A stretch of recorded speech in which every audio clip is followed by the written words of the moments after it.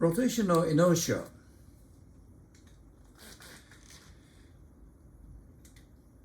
I, as we mentioned, sigma mi/ri squared, the original definition. Okay. Now we are going to calculate in different situations. Okay. Now look at this rod. It's rotated along this axis, and then rotate along this axis. It's different. Same stuff, the I will be different because I distribution, M distribution is different. Okay. Now what we do is if it is a rod or some body cannot separate, we divide it into many dm.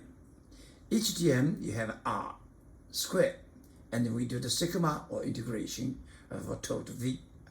This is a rotational inertia definition. Depends on the I, depends on what? This is the mass, okay? Not only the mass or distribution of mass, because you have I squared, distribution different, and you have R, this is axis. Same stuff, same body to different axis, the rotational inertia will be different, right? Calculating the rotational inertia. By definition, I equals R squared dm integration.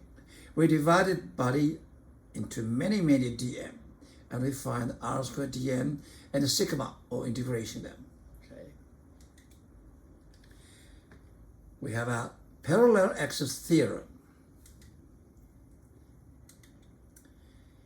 The rotational inertia of a body about any axis I is equal to the rotational inertia mh squared. It would have about that axis if all this mass were concentrated at its center of mass. And h is the distance from the center of mass to the axis. Plus its rotational inertia I come about a parallel axis, so the center of mass. Two parts. Okay. This is, we want to find the rotational inertia of a body about any axis. They got two parts. One part is one axis pass through the center of mass. Okay, but parallel to this axis. The second part is we assume all the mass concentrate at center of mass. H is the distance from center of mass to that axis. Now, let me prove it. First, we know the situation. Okay. This is a body. You want to find the rotational inertia around this axis at P, perpendicular to plate. Okay. And what we do, we took the orange of the reference phrase just in the center of mass. Okay.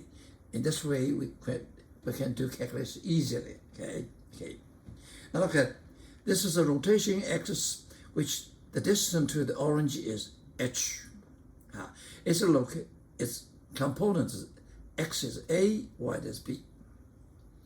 This is a general dm. Okay. Its location is x and y in this reference. Okay. And its distance to the rotational axis is r. This is what we want to find. And we find r squared equal to this square plus this square. This equal to x minus a. And this equal to y minus b. Okay. So we have r squared equal to x minus a squared plus y minus b squared. Right? And then we rewrite it. We know x squared, y squared. You have x squared, y squared, a squared, b squared, minus 2ax minus 2by. So we write it, r squared equal to x squared plus y squared, plus a squared plus y squared, minus 2ax minus 2by. Okay? Now, what we want to find, we find an I around this axis. So by definition, okay, this is dm r squared integration p this R is to the P. Right? This definition. Since R equals this 4 term, so we rewrite this one R. Okay? Yeah, that's fine. So IP equal to the 4 integration put together. Yeah. And let me see one by one. What x squared plus y squared? X squared plus y squared is this one. This distance is called R com. This distance to the center mass, R com. So this is I com. This is I com squared dr. Okay, this is variable, different dm and different r's. So that by definition, this is I com. This axis is parallel to this. Okay, parallel. What a squared plus b squared dm integration? You see, a squared plus b squared is h squared. Okay, so this is h squared. H squared, h is constant. Take it out because this is fixed number. And integration dm is big M. So this is equal to m h squared. Okay. And about this one, the 2a take it out because integration x dm. Now we look at this. The center of mass location is sigma x dm over this one, right? This is by definition. And in our case, we choose the origin of the reference overlapped with the center of mass. So that means this is 0. This is 0, okay? This is 0 means what? This integration equal to 0. This integration equal to means this integration x dm equal to 0. Same reason, okay? Y com is 0 because we choose the reference overlapped. What this means? This means y dm integration 0. That is y dm equals to 0. So these two terms integration 0, and these two we get I com plus mhc. This is a parallel axis theorem. Okay, you want to find the inertia around this axis. It has two parts. One is another axis passing through the center of mass, also parallel to the axis. Okay, this I com. Plus, we assume all the mass concentrate on this central mass. The inertia around P is called mh squared. So we prove this one. We have a lot of calculation, already have it. We can check the number. For example, this is ring, it's hot, okay? About any dimension, this is I could have mr squared. Same ring, but different axis to this central axis. And this one is easy, it's mr squared. This one is a little bit thick than this one. You have a radius r1, r2, okay, and okay. So this is what equal to half m r1 squared plus r2 squared. And this one is a rod, okay, a rod. It would have a radius r, a length l. So the Im along this axis is half mr squared. Or it's very thin, it's also half r squared. This one is the same thing but different axis perpendicular to its central axis. Okay, so this is I. This one is similar to this one but very thin without big r. So it is half 12 ml squared. Okay, this is a solid sphere. Okay, solid sphere. About any diameter is 2 over 5 mr squared. And this is the shear, not solid. Okay, so this is around n axis. This is half mr squared. And this is a plane. This is plane. This is AB. This axis perpendicular to this plane is half. It's 1 over 12 m a squared plus b squared, and so on. This is the inertia center of mass. And sample. Figure A shows a rigid body consists of two particles of mass m, connected by a rod of length L and a negligible mass, very light. Okay. Question A.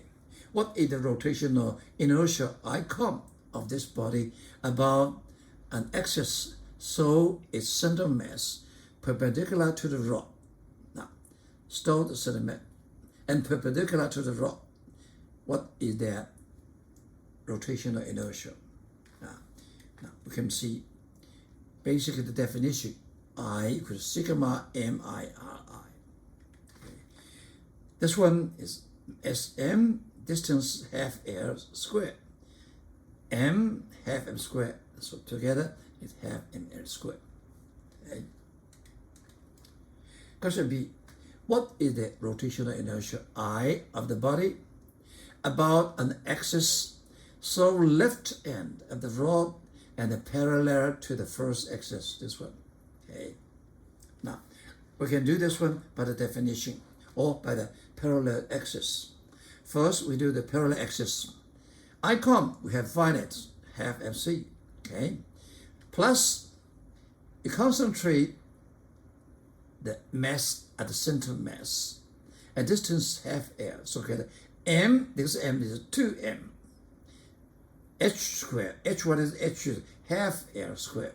So put together is ml squared. Or you can use, starting from definition, the I equal to sigma mi squared. For this one, this ri is 0. For this one, I is L. So this equal to ml squared. They should be the same.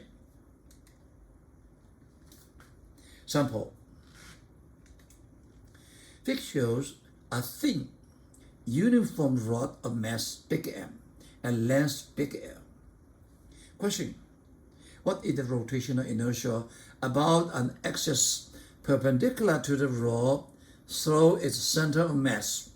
Center of mass at the center. This is a uniform. So we can divide this rod into many dm. Now, for example, we find a typical representative. They call the location at the x. The width is dx. Later, we will relate it dx and the dm. Okay. We see this is a representative for all dm. Why? Now, you see, when x equal to minus half L is this section. When x equal to 0 is this section. When x equal to half L is this section. So when x changes from minus L over 2 to L over 2, it covers all sections. Okay, now let's do it. dm related to dx is equal to dm equal to dx rho, linear density. What is rho? Rho is total mass over total length, the linear density, m over l. Okay, and we, by the definition, I equal to x squared dm integration. Dm equal to m over l dx, x squared. From where to where? From x equal to minus half L to positive half L. Then we get the answer. Okay? We get the answer, very simple one. Equal to ml squared over 12. Okay? We can check the table. This answer. Question B. What is the rotational inertia of the rod about an axis perpendicular to the rod so its endpoint? This one. Then we have two ways to do it. Okay, two ways to do it. One is we use the parallel axis theory. Okay, we already find the icon. Okay, it's ml squared over 12. Right. Now, second we put this all the mass here, the big man. Distance to the center. This distance is half L. This h is equal to, okay, L over 2 squared. Then put together, we get it's ms over 3. We also can use other definition. Sigma, this is the one. Okay, this is the one. Okay. We do the integration. M, we know this one. Integration is, this one is from x equal to L, 0 to L. Okay, and L is x squared. R, in this case, is one-dimensional x squared. Okay, so we put this dm equal to m of L d inside, and we get I is same thing as this one.